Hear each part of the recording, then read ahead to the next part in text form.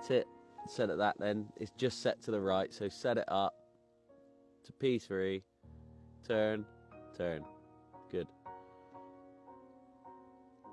Okay, hit one.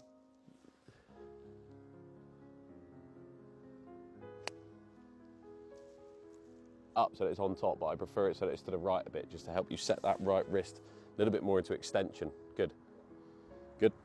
That straight away also, by doing that, is helping you stay a little bit more stacked on top of it, because you're not lifting. Good.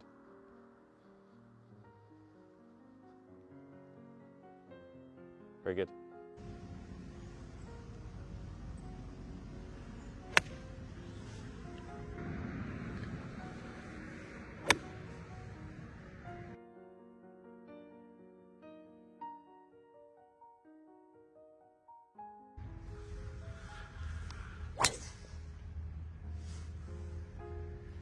Okay.